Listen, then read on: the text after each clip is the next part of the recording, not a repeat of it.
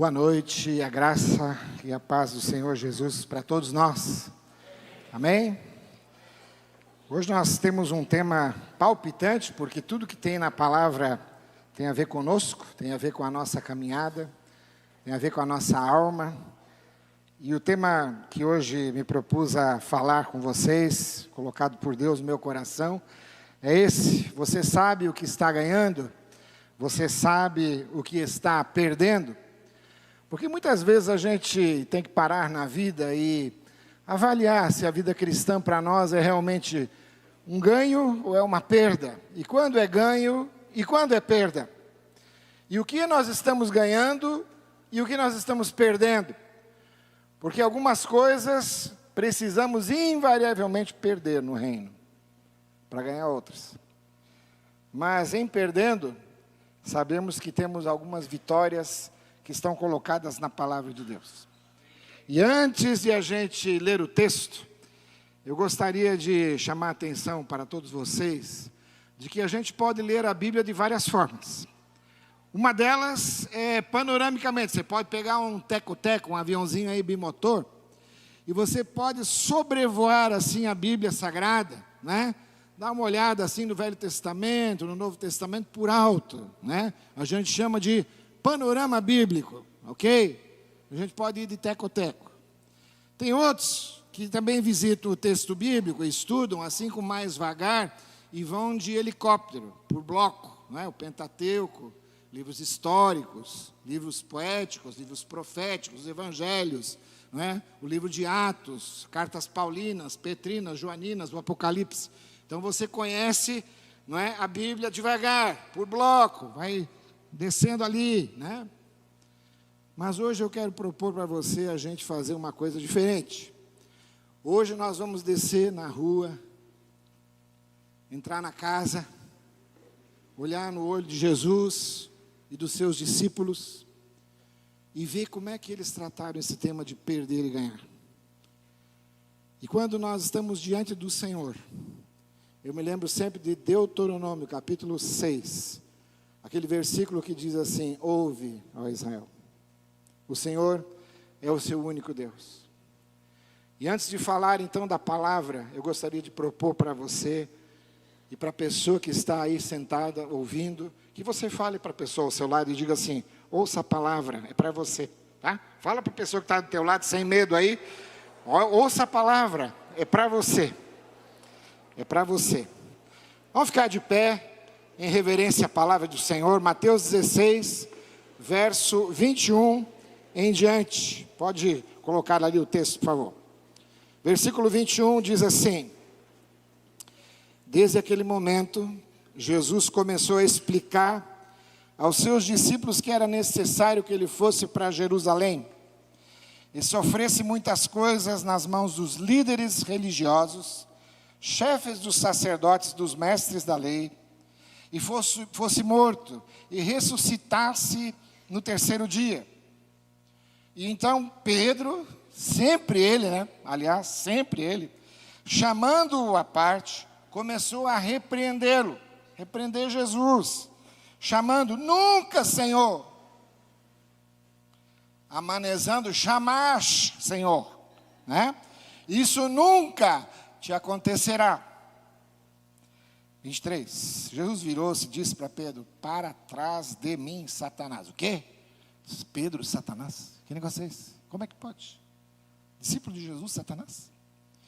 Você é uma pedra de tropeço para mim, e não pensa nas coisas de Deus, mas nas dos homens. Então Jesus disse agora sim aos discípulos: se alguém quiser acompanhar-me, negue-se a si mesmo. A gente vai ver o que é isso. Tome a sua cruz e siga-me, pois quem quiser salvar a sua vida perderá. Está aqui a primeira perda. Mas quem perder a sua vida por minha causa, a encontrará.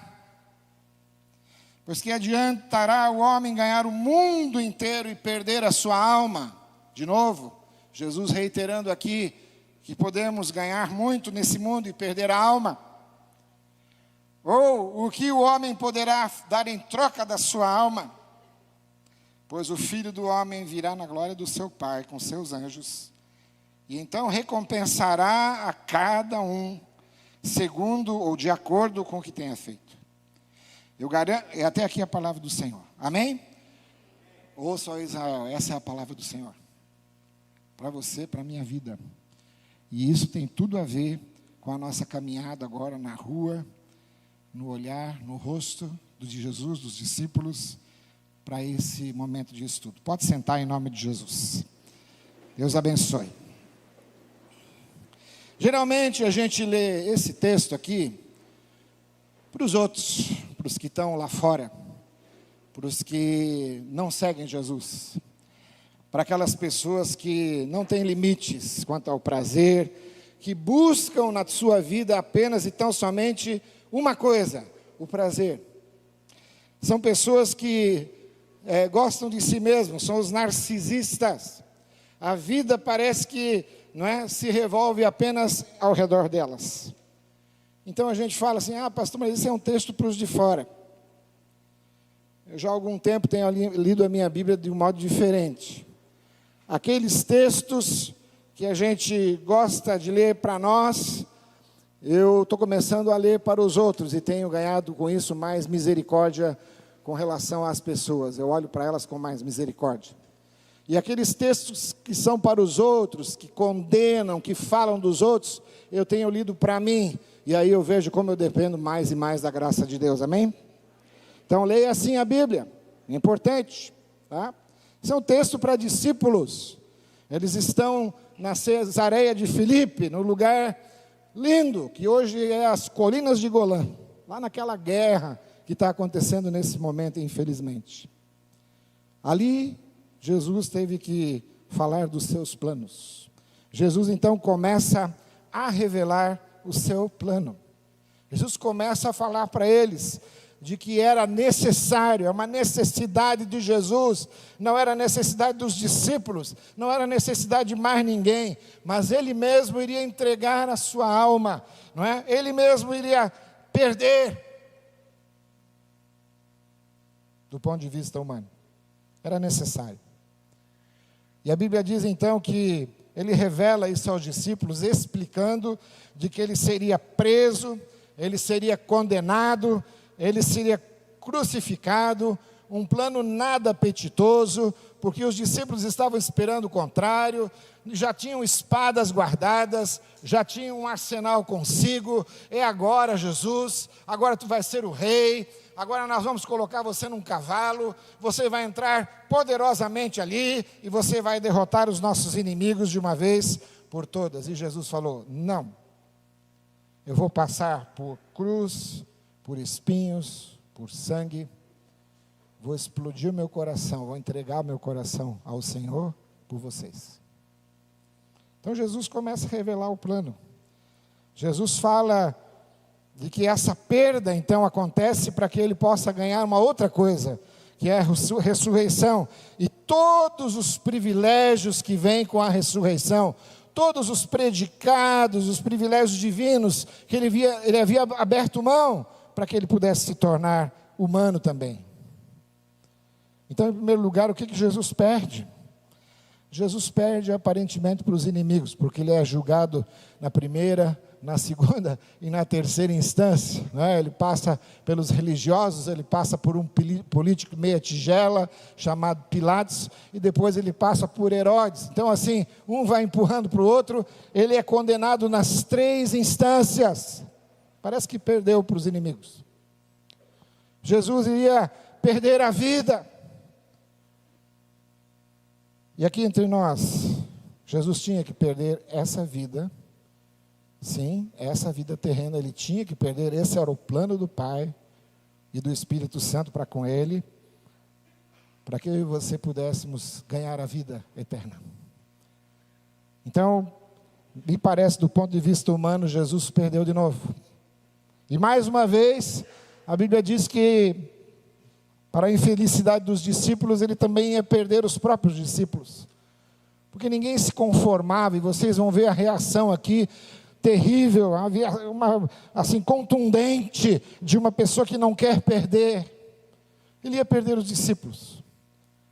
Mas Jesus já estava explicando que se não fosse assim, o Espírito Santo Consolador não desceria, e não haveria poder, não haveria igreja, não haveria a continuidade do seu ministério. Esse Jesus tinha que perder para que a igreja nascesse.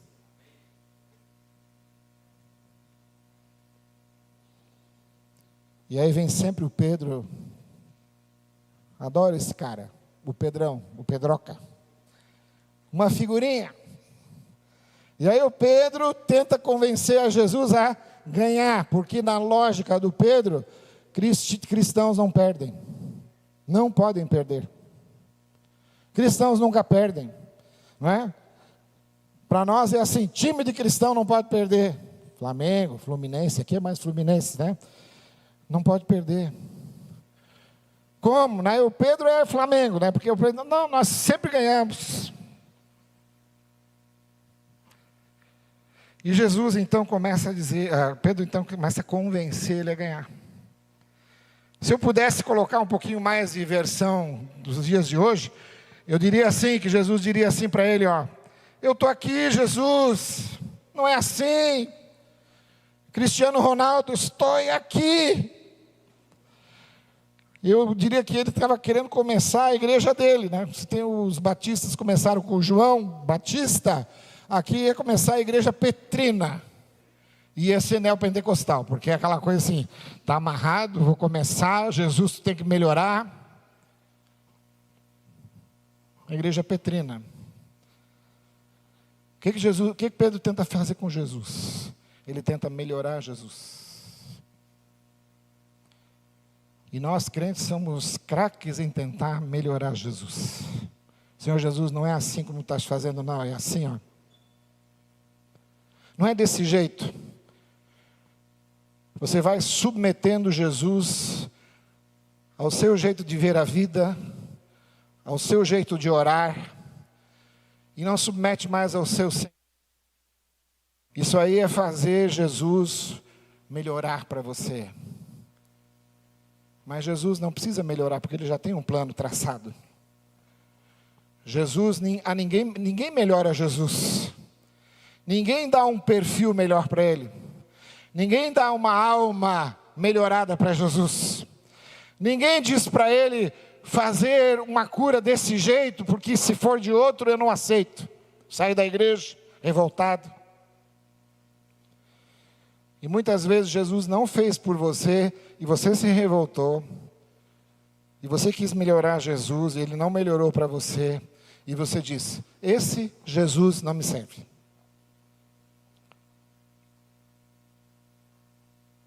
Sabe por que isso acontece? Porque nos dias de hoje nós estamos assistindo uma deterioração, né, do cristianismo. O que nós vemos na TV, em alguns lugares por aí, eu queria aqui até denunciar em nome de Jesus, cuidado com esse pessoal, quando você vai nas campanhas por aí, e aí você chega no altar, e as pessoas começam a jogar profecias sobre a sua vida, e aí você ouve só coisa boa, só coisa que o teu coração quer. Aí o Pedro vai lá em cima, ele se sente exaltado, você vai prosperar, você vai ter filhos, você vai ter um monte de coisa na sua vida. Meu irmão, nós temos um profeta de Deus aqui chamado Pastor Jonas. Vocês honram o Pastor Jonas? Amém por isso? Um amém mais forte? Honre a ele e os pastores da igreja. Não saia por aí tentando melhorar o Jesus que você já tem. Não saia por aí, tá, ouvindo vozes que não são as dos seus pastores. Muito cuidado com isso. Mas Pedro era inconformado, Pedro não queria perder, a religião dele era para melhorar Jesus, era para só ganhar. E sabe por que ele ficou assim? Porque nos versículos anteriores, no versículo 16, ali 15, 16, havia uma discussão, de que Jesus falava com todo mundo e dizia assim, olha, quem é que o pessoal está dizendo que eu sou? E aí uns diziam assim, não, tu és Elias, você é um dos profetas, você realmente não é uma pessoa especial, Jesus. E aí, voltando-se para os discípulos, ele pergunta: e vocês? Quem vocês acham que eu sou? E o Espírito Santo, então, iluminou aquela mente do Pedro, talvez pela primeira vez na sua vida. Ele deu uma adentro. Ele disse: tu és o Cristo, és o Filho de Deus. Ele acertou na tampa. Fosse nos dias de hoje, a gente batia palminha para ele. Maravilha, Pedro, você acertou. E sabe o que acontece conosco quando nós começamos a entrar no ministério assim profético e acertar uma? A gente acha que vai acertar todas. Todas. Porque agora eu tenho a unção. Porque agora o Espírito Santo é assim comigo. Porque agora onde eu for, vai chover a graça de Deus, o poder de Deus. Queridos, por isso muito cuidado com essa gente que usa e abusa da autoridade de Jesus e entrega para você o que não tem que entregar, porque acertaram uma vez e estão achando que vão acertar sempre. Muito cuidado. Pedro andava com Jesus, momentos antes o Espírito Santo o tomou, e agora Jesus revelando o plano, a Bíblia diz que ele se coloca na frente de Jesus e fala assim: aqui não, eu estou aqui, é diferente, eu vou melhorar você, Jesus, não cabe na minha visão o jeito como você está se portando. Sabe o que Jesus responde para ele? Uma coisa que a gente não quer ouvir, porque também não cabe na nossa sensibilidade espiritual: para trás de mim, Satanás, sai da minha frente. Aí você pode dizer assim: ah não, Pedro ficou endemoniado. Não, não foi essa a questão. Jesus não expulsou o demônio de Pedro, certo? Não expulsou. Até porque eu acho que crente não pode ficar endemoniado. Essa não tem sido a nossa compreensão bíblica. Não vejo isso. Crente não fica endemoniado. Espírito Santo e espírito demoníaco não convivem na mesma pessoa. Isso é impossível. Ou você é de Jesus, ou você não é. Mas aqui, a palavra no grego quer dizer: Satanás é o adversário, é aquele que se coloca na frente de Jesus, é aquele que se coloca no lugar que não é o seu, que não é o do discípulo de Jesus. Pedro, você está sendo meu adversário. A Bíblia chama ele de tropeço, pedra de tropeço, saiu do foco. O que o Pedro está perdendo aqui? Ele está perdendo a referência. Ele está achando que ele é melhor que Jesus. Ele está achando que ele pode ensinar Jesus. Ele está perdendo seu lugar de discípulo. Ele está lost, perdidão. Perdido. E nós, nos nossos dias, temos que tomar muito cuidado para não trocar o evangelho e se perder. Começar a pegar palavras de pessoas e não mais a palavra inerrante do evangelho.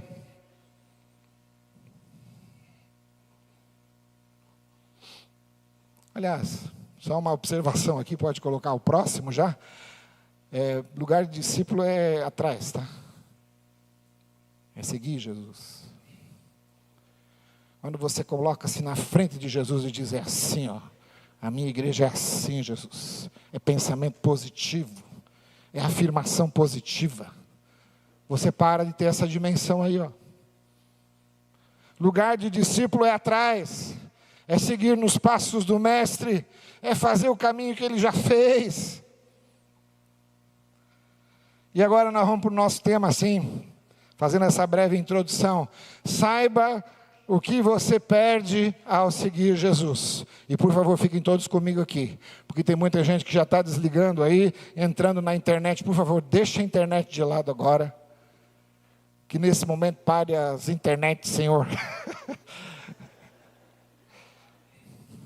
O que você perde ao seguir Jesus? Pastor, a gente perde alguma coisa por seguir Jesus? Perde.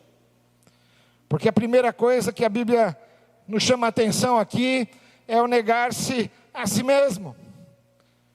E aqui tem um problema exegético muito terrível que veio até dos nossos seminários, da época que eu estudei esse texto. Talvez vocês muitos já estudaram, onde os nossos teólogos diziam que negar-se a si mesmo é matar o eu. Quantos já ouviram essa palavra? Só eu?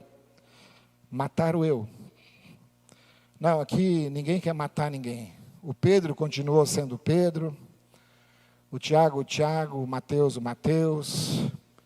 não é? Os filhos de Zebedeu, todos eles continuaram com a sua identidade. Jesus não quer matar o eu. Jesus quer que você negue o self, não é aquele self, mas é o self, a alma que anda, não é, desvairada, que anda sem rumo, que não nega a si mesmo, são as nossas projeções, as nossas caricaturas, as nossas raivas, as nossas rejeições, os nossos desejos sem controle, isso aí é o si mesmo. Então existe um eu, que é o consciente nosso, e existe um self, que são os desejos. Jesus não falou para matar o eu, mas ele falou para controlar e negar, não é? Esse self, esse si mesmo. Essa é a primeira coisa que você traz para Jesus depois de uma entrega consciente. Quando você se converte ao Senhor Jesus, você vai convertendo também esse self todo dia, dizendo: Senhor, eu quero seguir os seus passos.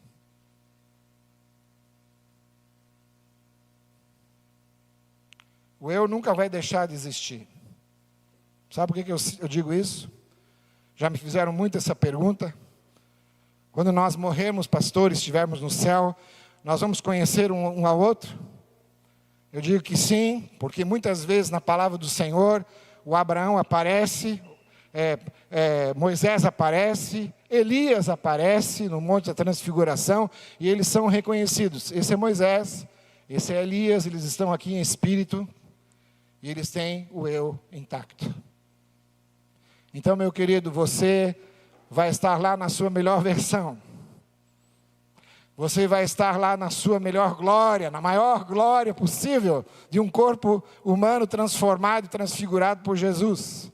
Mas a gente vai te conhecer. Pastor, mas aí tem a segunda pergunta. E aqueles que não estiverem conosco lá? Marido, mulher, filhos? A gente vai sentir falta deles? Eu acho que por um instante sim, porque a Bíblia diz que vai haver no começo umas lágrimas, mas Ele enxugará todas as lágrimas. Vai ser só um instante.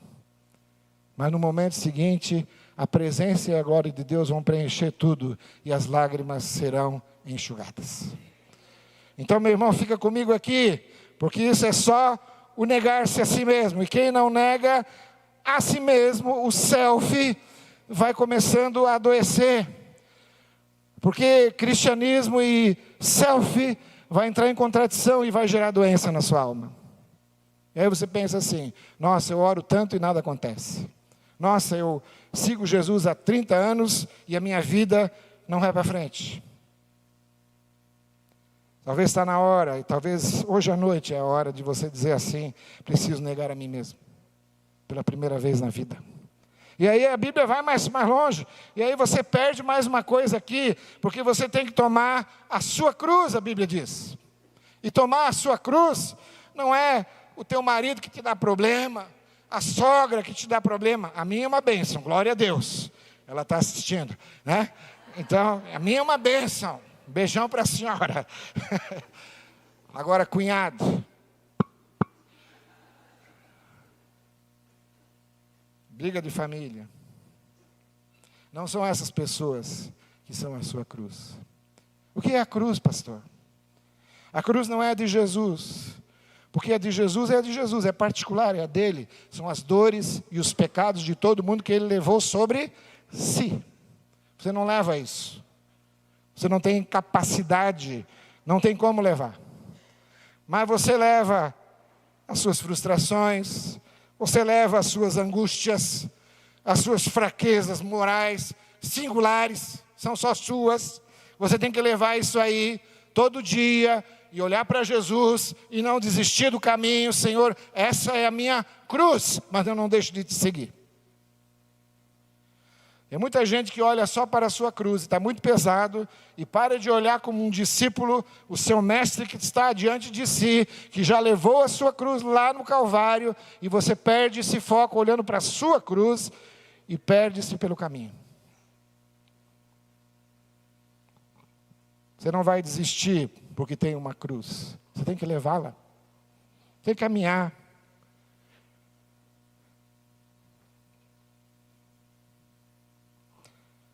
Seguir Jesus, então, o próximo slide aí é ganhar uma nova qualidade de vida, onde o meu self é restaurado, onde eu sou tocado de novo pelo divino. Aliás, quem toca em nossa vida em primeiro lugar, não é? Nunca é um pastor, nunca é uma canção, por mais linda que fosse, como essa de a gente querer um lar, quase que eu fui arrebatado nessa canção. É ou não é? É assim, mas não é isso que nos toca em primeiro lugar. Quem oferece esse toque, quem oferece essa nova chance, quem oferece a sua mão furada e ensanguentada é o Senhor Jesus para você, e diz assim: venha, negue-se a si mesmo, tome a sua cruz e me siga. É Jesus. Mas seguir Jesus é isso. É ter uma alma equilibrada. É ser gente de novo. É ser sensível. É fazer música, é fazer poesia. Quem aqui gosta de fazer música? Ou já fez uma? Mesmo que seja para cantar no banheiro. Alguém já fez música aqui? Levanta a mão. Só?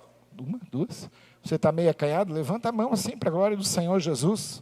E aí você tentou cantar e saiu aquele negócio ruim, né? Aí disse, tá bom, pelo menos no banheiro então. E aí você cantou lá. Você tem uma alma. Você tem uma alma. Quem já tentou fazer poesia? Mas não aquela batatinha quando nasce com a mão no coração, não é isso. Mas é pegar um salmo. Senhor, o meu pastor, nada me faltará. Ele me faz, não é? Descansar em pastos verdejantes, leva-me para junto das águas de descanso. Uma pessoa que fala isso é uma pessoa que tem alma.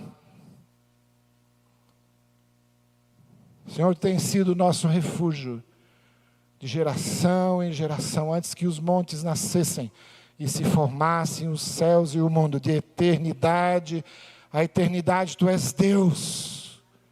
Uma pessoa que fala isso tem comunhão com Deus, porque tem uma alma que foi equilibrada na caminhada.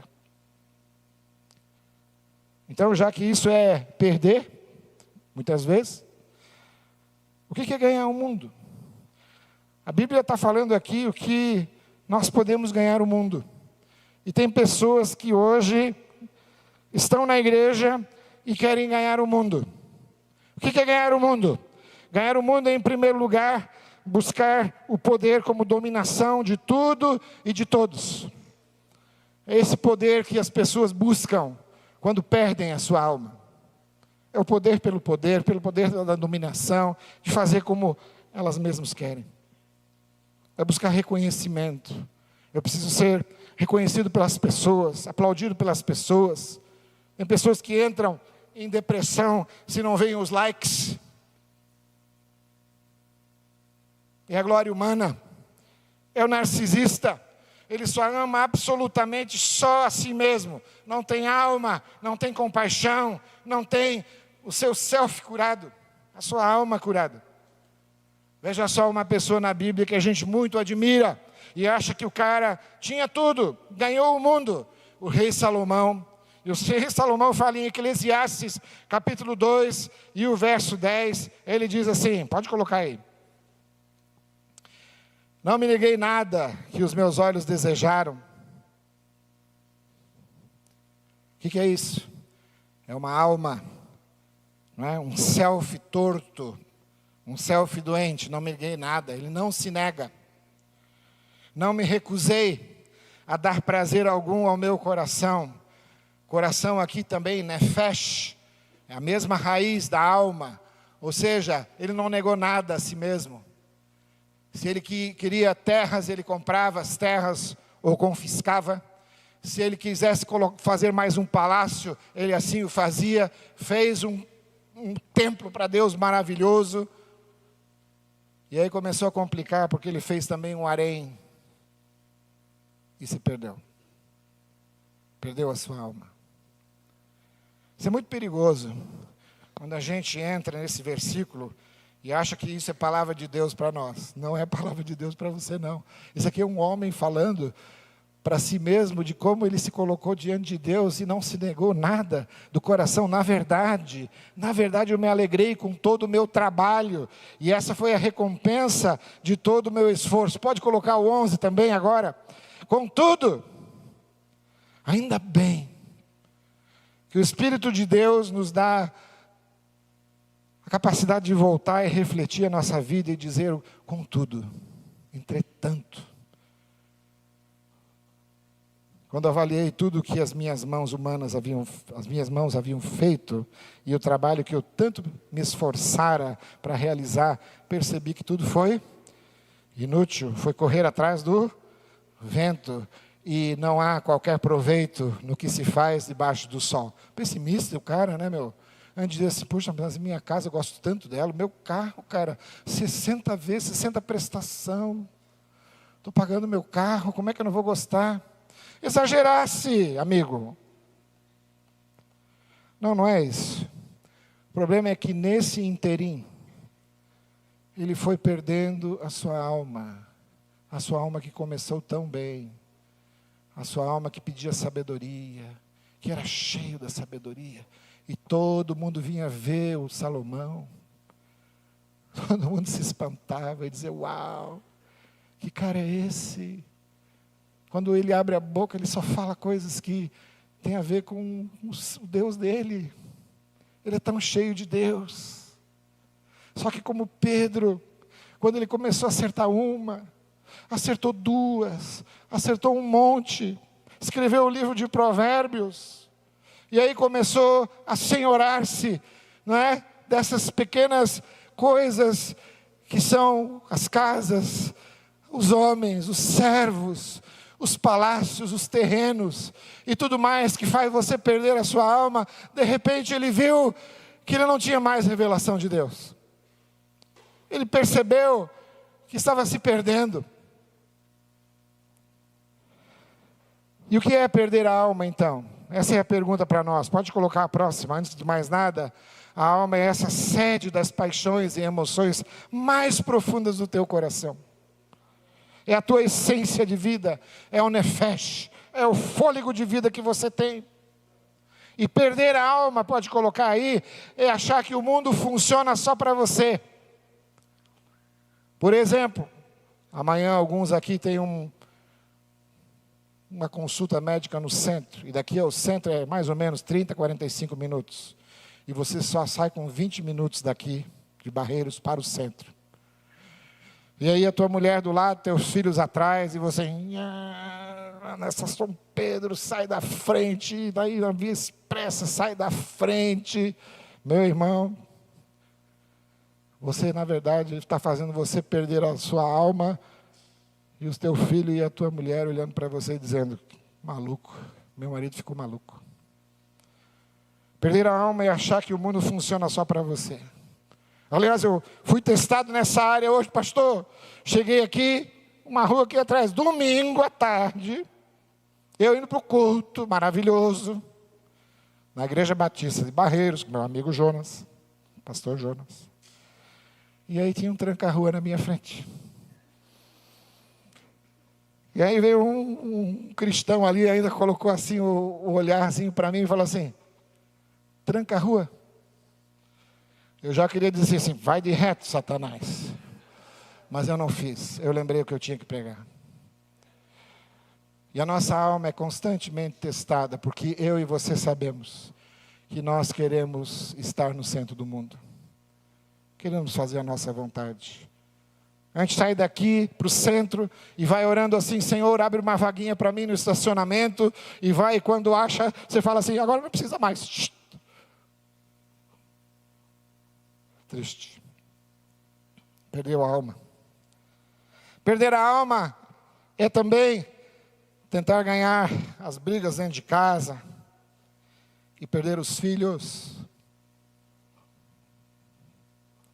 Seu filho gostava tanto de rolar com você, de brincar com você, de ter o teu tempo. Mas agora, enquanto vocês dois brigam, ele está perdendo a sua alma, e você também. Porque o teu filho vai ficando com a impressão de que a vida é assim mesmo, é sem perdão, é sem alegria, é essa chatice que se tornou muitas vezes o nosso lar.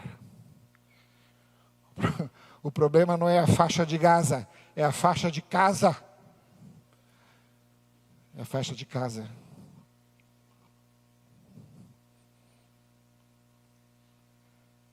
O que mais que é perder a alma? Perder a alma é perder o sabor de viver. Quantos lembram aqui o que comeram no meio-dia? Seja sincero. Tem gente que não lembra mais.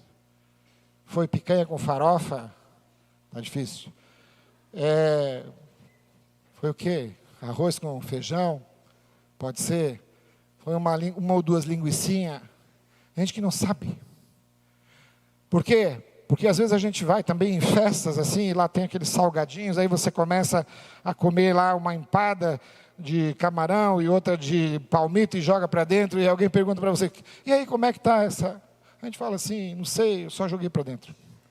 Perdeu a alma, perdeu o gosto, perdeu o sabor, vai perdendo o sabor de viver. Poesia e música então é terrível. O que é perder a alma, em resumo, gente? Perder a alma é adoecer. Tem um exemplo aqui muito bom, de um homem chamado Tolstói, literatura russa. E ele escreveu um pequeno livreto, e vale a pena você ler rapidamente esse livro, chama-se De Quanta Terra o Homem Precisa. E é a história de um lavrador que era um doente na alma. Ele olhava para os seus vizinhos, olhava para os seus parentes e dizia assim, eles sim, que são felizes, têm tanta terra, produzem muito mais do que eu. Ah, se eu tivesse mais terras, meu Deus. Se eu tivesse mais capacidade de produção, eu faria da minha vida toda, não é? Esse esforço para ser realmente um vencedor. E o diabo ouviu. E o problema é que o diabo sempre ouve. O diabo ouve. E o diabo se disfarçou de membro da igreja, né? E foi lá e disse assim, tá bom, eu vou fazer um trato com você. Você vai fazer o seguinte, você vai sair cedo de manhã e você vai medindo as terras durante o tempo que o sol estiver sobre a sua cabeça. Só que, ao medir, você tem que lembrar que você vai voltar antes do pôr do sol. O sol não pode se pôr, porque se o sol se pôr antes de você voltar, você vai perder todas as suas terras. Ah, o cara pôs o tênis Nike, pôs o shortinho, né? E começou, pegou uma vara de medir e foi medindo 100 metros, 200 metros, 1 quilômetro, minha fazendona, 5 quilômetros, fazenda grande, e foi conquistando. Esse era da religião petrina, e foi, né? De repente ele lembrou, opa, eu tenho que voltar, e já era 3 da tarde. Então, meu irmão, ele pediu todas as forças, ele pediu forças, né? E começou a correr de volta, e ele correu tanto, e o sol já estava se pondo,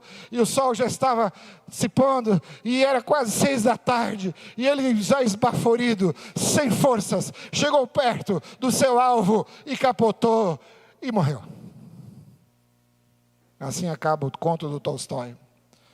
Que ele adianta o homem ganhar o mundo inteiro, e adoecer, ou perder a sua alma. Almas adoentadas nos levam à morte.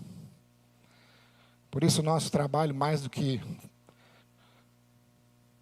nada neste mundo, mais do que tudo nesse mundo, é tentar fazer, através do poder do Evangelho e das ferramentas da psicologia, as pessoas voltarem a viver verdadeiramente. O Evangelho faz isso. Ainda bem que nós temos o Evangelho.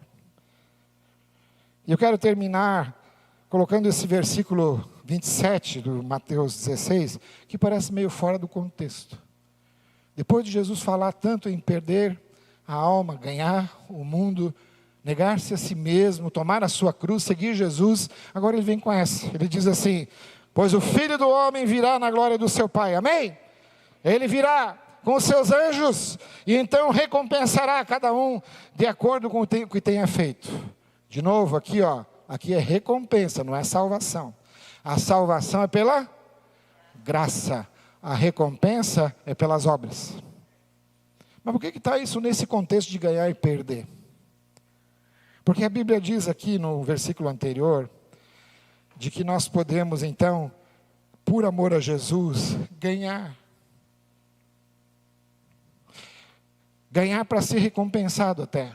Então coloca aí, ganhar vida em Cristo é servir as pessoas. Porque se você faz alguma coisa para o teu próximo, você faz esse próximo ter vida. E você, ao ver a reação do próximo, tem vida também. Só começa a ganhar vida, a ganhar nefesh, a ganhar alma, quem serve. Por que Satanás é um desalmado? Porque ele a ninguém serve, tem raiva de quem serve. Ele sempre vai atrapalhar quando você diz assim, eu quero servir mais o Senhor Jesus na minha igreja. Ele vai tentar te atrapalhar. Ele vai tentar se levantar contra você e vai ter um plano diabólico para matar a sua alma. Vai fazer você correr que nem aquele lavrador ali louco para morrer no final. Ganhar a vida em Cristo é amar e é se importar com pessoas. É saber que vai receber as recompensas de Deus. Você sabe profundamente que aquilo que Cristo prometeu na sua palavra sempre vai voltar com benefícios para você. Ele vai te recompensar aqui, agora e também na eternidade. Nós somos o povo que vive do agora e para sempre. Silvio Santos criou lá uns anos atrás, ele criou um quadro que dizia aqui e agora, como é que é? Aqui e agora, né? Era o programinha dele. O programa de Jesus é agora e para sempre. É diferente. O Senhor sempre sabe o que você está fazendo de todo o coração para Ele. E eu te diria, você quer ganhar a vida em Cristo? Comece a servir. Não espere que alguém venha fazer algo por você em primeiro lugar. Ah, pastor, mas não tem condições. Tem sim. Porque a Bíblia diz, lá em Atos capítulo 3, que tinha um paralítico na porta formosa, e ele esperava alguma coisa de Pedro e João, que iam ao templo orar, e eles não tinham nada para dar, mas em nome de Jesus Cristo levanta e anda. Quando ele se levantou, a Bíblia diz que ele entrou no templo da Igreja Batista e começou a cantar e louvar e pular diante do Senhor. Não era a Igreja Batista, era a igreja lá. Até quem não tinha nada. Até quem vivia de paralisia e de esmola. Quando ganha vida em Cristo, começa a pular e a dançar e a servir o Senhor. Conclusão é, como é que anda a tua alma? Para que você está perdendo a sua alma? Está correndo muito? Está perdendo família? Está perdendo o propósito? Porque perder a alma nesse mundo é não ter propósito, é não ter verdadeira vida em Cristo. Agora o que é ganhar? Ganhar sempre, segundo Cristo, é seguir seus passos, servir as pessoas, e um dia você será recompensado pelo Senhor. Pode ser aqui, agora, e também na eternidade.